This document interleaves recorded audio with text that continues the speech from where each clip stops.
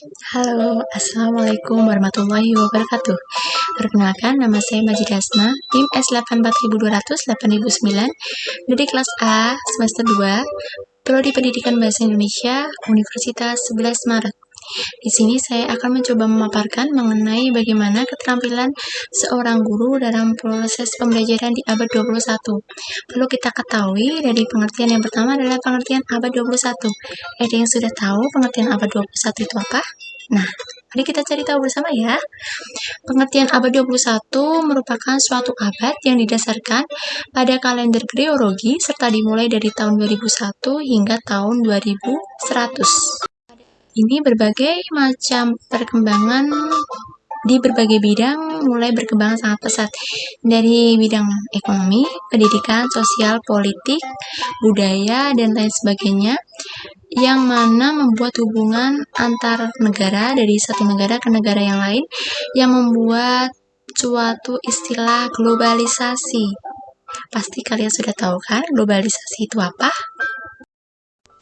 Ya, globalisasi merupakan suatu proses mendunianya suatu hal sehingga tidak ada batas antara negara dan tidak ada suatu sekat antar negara. Seperti itu.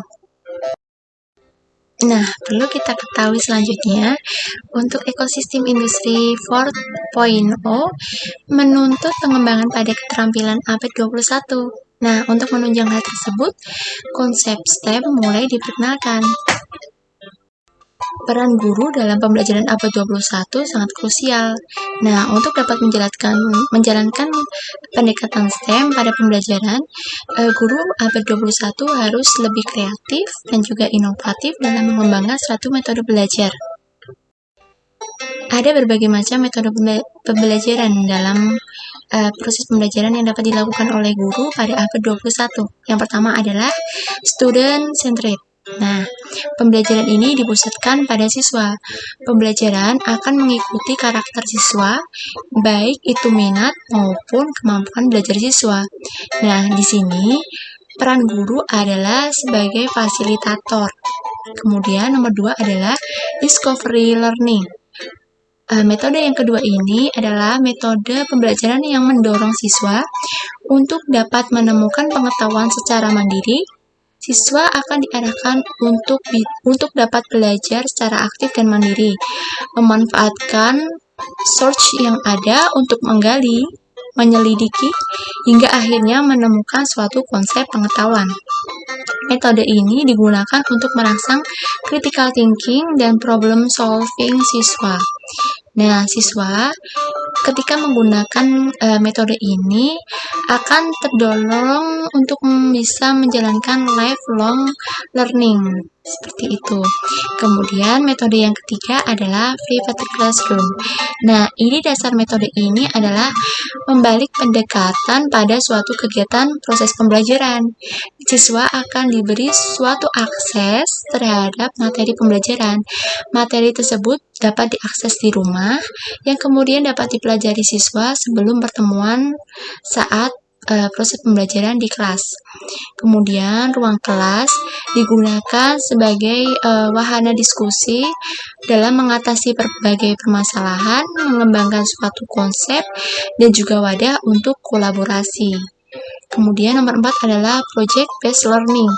Metode ini menceburkan siswa pada suatu proyek. Melalui proyek tersebut, siswa dapat leluasa melakukan eksplorasi yang akhirnya dapat menemukan suatu hasil pembelajaran.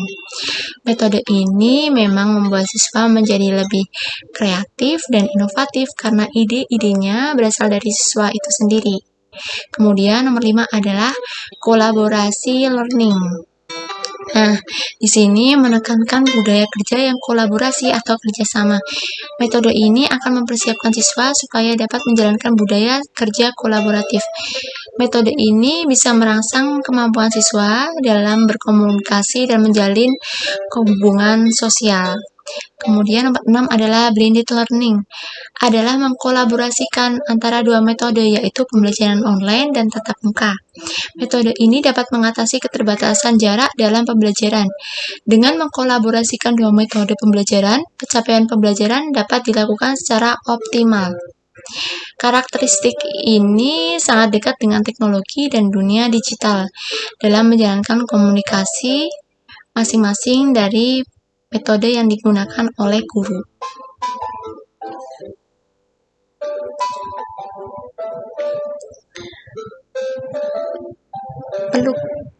Perlu kita ketahui juga. Nah, karakteristik guru pada abad 21 itu apa saja sih? Yang pertama adalah adaptif. Nah, seorang guru harus dapat beradaptasi dengan segala perkembangan dan perubahan yang terjadi. Nah, di sini guru harus bisa menyesuaikan diri dengan segala perkembangan tersebut.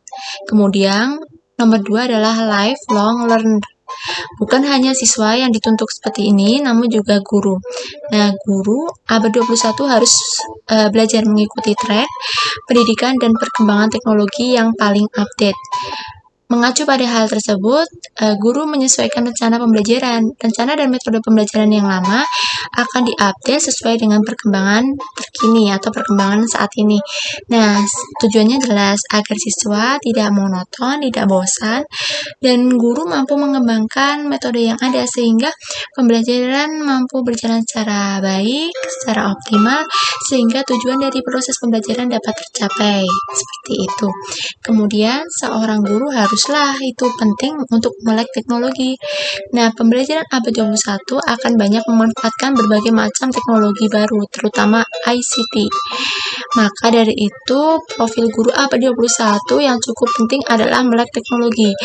Guru harus menguasai teknisi penggunaan sejumlah teknologi dan dapat menerapkan untuk membantu proses pembelajaran. Yang keempat adalah paham cara berkolaborasi. Nah, guru harus mampu bekerja secara kolaboratif dan mampu membimbing siswa untuk berkolaborasi dalam proses pembelajaran. Kolaborasi adalah salah satu keterampilan yang penting pada era saat ini. Keterampilan ini dapat meningkatkan efektivitas suatu kegiatan. Kemudian nomor 5 adalah berpikir ke depan. Salah satu peran guru dalam abad 21 adalah sebagai mentor atau motivator bagi seorang siswa. Tugas mereka, seorang guru, tidak hanya sekadar menyampaikan pembelajaran, namun juga mengarahkan. Nah, abad 21 harus memiliki visi, dapat memandang ke masa depan. Dengan demikian, guru dapat mengarahkan siswa ke arah yang lebih tepat, ke arah yang lebih ke depan, seperti itu. Jadi pandangan siswa tidak hanya pada saat ini, namun juga ke masa depan. Contohnya, di sini adalah guru dapat menyadari potensi siswa, kemudian mengarahkan masa depan siswa sesuai dengan peluang karir yang sesuai. Jadi tergantung pada minat, bakat siswa seperti itu. Jadi semua sudah sesuai jalur dan siswa tinggal merintis seperti itu. Kemudian nomor 6 adalah sebagai advokat. Seorang guru tidak hanya berperan sebagai pendidik, guru juga berperan sebagai advokat. Hal ini adalah guru harus kritis terhadap berbagai kebijakan di sektor pendidikan, memperhatikan berbagai isu yang berkembang dan siap mengambil sikap untuk kepentingan profesi. Guru harus mampu mengadvokasi siswa. Saat ini ruang kelas begitu penuh dengan masalah kompleks. Ada banyak anak yang mengalami mental breakdown. Anak-anak ini sangat butuh seorang yang bisa menjadi pendengar yang baik, penjaga, pemberi nasihat, dan juga pemberi dorongan saat anak-anak terpuruk. Anak-anak di sini maksudnya adalah seorang siswa. Selain itu, guru juga harus dapat menjadi teladan bagi siswa.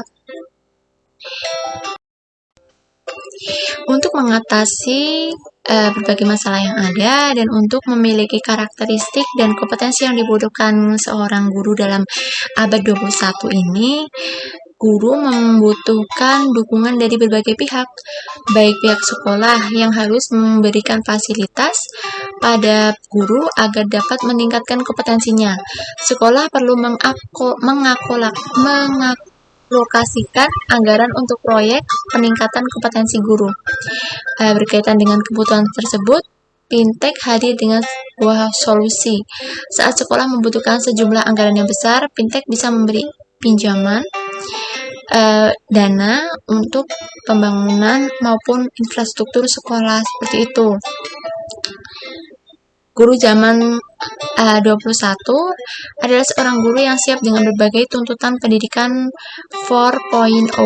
Guru harus aktif mengembangkan kompetensi untuk mengoptimalkan perannya. Pihak sekolah juga harus turut mendukung program peningkatan kompetensi guru. Peran guru di abad 21 ini memang memiliki peran yang sangat penting ya. Nah, ini menjadi suatu tantangan dan juga tuntutan bagi seorang guru bahwa selain harus menguasai 4 kompetensi, guru juga harus mengubah mindset pembelajaran dari konvensional menuju pembelajaran abad 21 yang mampu menerapkan digital literasi. Guru dituntut bukan hanya untuk mengajarkan konten kognitif, karena bisa jadi internet sudah menyediakan hal itu. Jadi guru harus dapat mengajarkan pembelajaran life value atau nilai-nilai etika, budaya, dan juga karakter yang tentu tidak dapat digantikan oleh kemajuan teknologi sekarang.